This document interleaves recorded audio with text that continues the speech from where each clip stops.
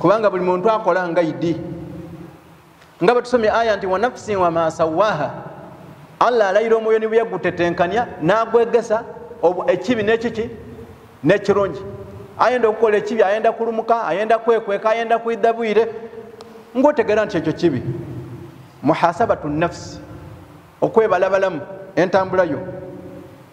kikuyambaku okutegera bwoyemereire gwe balabalamu kiba kirungi okwebala nga bakali kola ki nga bakali kukubala min thamarati al-istiqama kyetudde okusembyayo nebibala ebiva mu kigambo kutereera kyetudde okusembyayo nakyo omusomo gwaife ngekyo kisembayo ni aya ekoba a'udhu billahi minash shaitanir rajim إن الذين قالوا ربنا الله ثم استقاموا تتنزل عليهم الملائكة ألا تخافوا ولا تحزنوا وأبشروا بالجنة التي كنتم توعدون نحن أولياؤكم في الحياة الدنيا وفي الآخرة ولكم فيها ما تشتهي أنفسكم ولكم فيها ما تدعون نزلا من غفور رحيم آية يغنم سورة فصلت nga ganona gali thamaratu al-istiqama ebibala ebiva mu kuterera ekibala ekisooka tumaaninatul qalbi omutima okutebenkera bidawami swila billahi azza wa jalla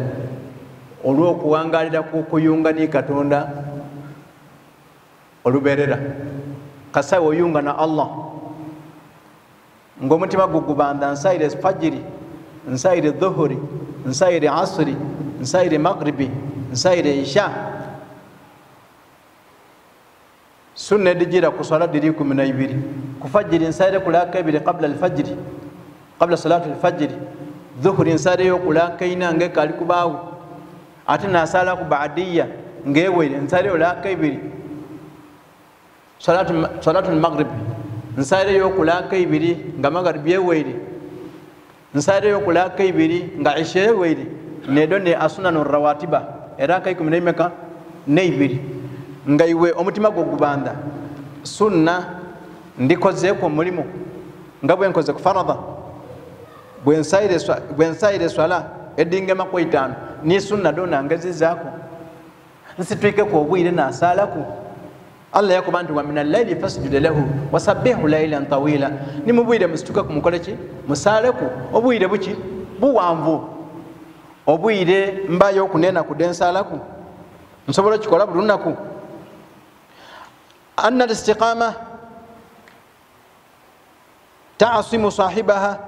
بإذن الله عز وجل من الوقوع في المعاصي okuterera kuno kukulobera okugwa mu bibi omuntu asala oidi abatasala bana kwa memala asala ki melan omuntu asala swale solo kukukuma olwensonga nti osala kuba natasala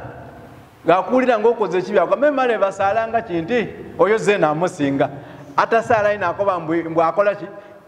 mbwa singa yo singo bokoze ekibi mperano bwolondole mirimo gine emirungi nti njikola nenda sigale nga tiswala muki mu bantu olwensonga ndi kusaidi ya Allah nsemba bya Katonda bijje maiso kunsi tisobola kuswazani mutonzi subhanahu wa ta'ala yenjango okwesinza ekyo kisobola okukukuma waba mu balungi ensonga yokusatu tanazzalu malaika alayhim inda al-maut mubibala byetuli kukonaku ebya istiqama mukuterera muvamu ebirungi ni bino ba malaika bayikayo omuntu abayiro omuterevu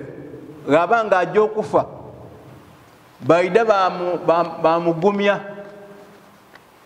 imwe mubonanga mulwaire kubanga imwe tali kubafaku ngaina bali kugaya nabo balese jana bali kumulaga TV yaki ya jana bali kumulaga yaja nchotatya yoli kujja nungi omuntu yasobola okufa nga amaiso gakoze eki maikaikamu tali kugugumuka kudaaza bagenza yafanga azira ki nga azira taab ekyo Allah akitukobera mu suratu an-nazi'at a'udhu billahi minash shaitani rrajim bismillahir rahmanir rahim wan nazi'ati ghariqa wan nashitati nashta was sabihati sabha Allah subhanahu wa ta'ala alayira ba malaika abatole mu moyo gw'omwikiriza abagutole mu kebagwiba bwibe bamulaga birungi yabanga alingirira birungi ngeno bulamu bakola ki babwiba babutwala yafanga isisaki amaiso omuntu owundi yafanga ekivu kyemerera baizaayo omukono guno yakakanala baiza aye gwe yagana nga abantu abandi bafanga abakoze ki ng'abatendwike ekyo Allah subhanahu wa ta'ala akola ki akitukobera kirimu thamarat al-istiqama ekiva mu bimu kubibala ebiva mukola ki mukuterera omuntu bw'abafa afa kemwikaikamu olw'ensonga bamulaganga jana yalikola ki yali kujja hubbu nnasi wa ihtiramuhum wa taqdirihim lilmuslim omuntu yebisa obulungi mu kitundu bamwenda mustiqama yo ng'oyezeeku eddiini osobola okusomesa ku baino b'osomesa bakola ki basigala bakwenda mustiqama yo musentedde osobola okuba omugabi bw'oba omugabi nani atayenda mugabi ekigambo karamu esaawa endi kitegeeza ekitiibwa ate karamu kyategeeza obugabi kiba kiri mu giraasi nti omugabi aba waki aba wakitiibwa eriyo omuntu omugabi aba wansi ezira omugabi aba waki aba wakitiibwa kale ekigambo istiqama kikuwa okwendebwa mu kitundu wokola ki wewangalira olw'ensonga nti okola mirimu miki mirimu mirungi rasulu waffe yali mutereevu lulala ayagana omukazi n'omugugu omuba ali kulumuka mu kitundu rasulu alingirira omukaire n'omugugu gweyetise nga tegujja mu myaka gyakoze ki azira maani gagubeeda yamubeedera yamugerekera yamutuusa Rasul sallallahu alaihi wasallam akomukyala mama ki omukaire ati numweke mu kitundu bankobye mulimu omusadde amweta Muhammad ayo omusadde oyo muzibu muntu mukyamu ino gaali yajja yaliira mu omukaire nti mu kitundu muno mwaidemu omusadde omuki atali mwangu nga mukiri nabbi yasenguka yava e Makka yaide Madina Rasul sallallahu alaihi wasallam asibula omukaire amukoba nti omuntu yoli kobe yaide mu kitundu yaide mu kitundu yebeta yoko omwete Muhammad ninze omukazi yakoba niwe Muhammad yebankobi abakulu iwoli n'ekisombedde iro omugugu n'ontuusa yenja bana kyali kimala omukazi okusira mukano okwire bubwe oba kyali kimukoba kusigalayo kyali kimukoba kukwingira busiraamu olw'ensonga yemali kumukoba nti muntu mukyamu kyokka n'amubeedeera omugugu ku maani ge yamutwala paka yakola ki paka yali kujja kiba kitegeeza nti omuntu ali agangali ala istiqama ku butereevu nga muntu mutereevu mu kitundu akola ki ayendebwa ekyo kiri ekimu ku bibala byaki ebyokutereera ekisembayo mu bibala wa'ada Allahu al-muttaqin anna lahum fil janna ma tashtahihi anfusuhum Allah wekitiibwa yalaganisa abantu abaikiriza amakulu al-mustaqimin abali kuki kubutereevu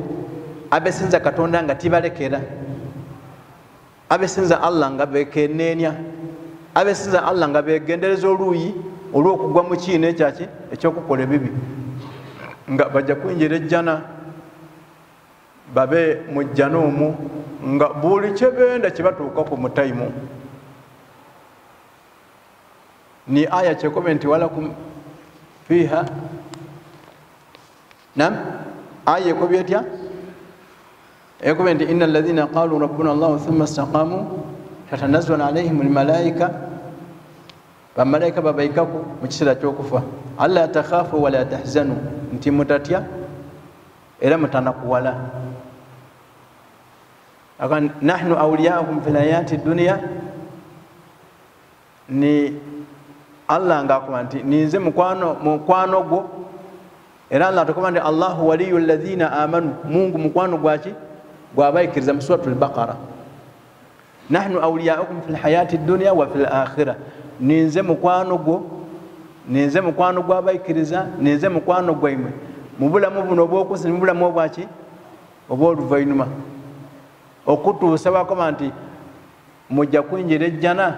nga mulina buli kyemwetaaga kyona nga mukifuna muki agazira kukaluubirizibwa kale abaluganda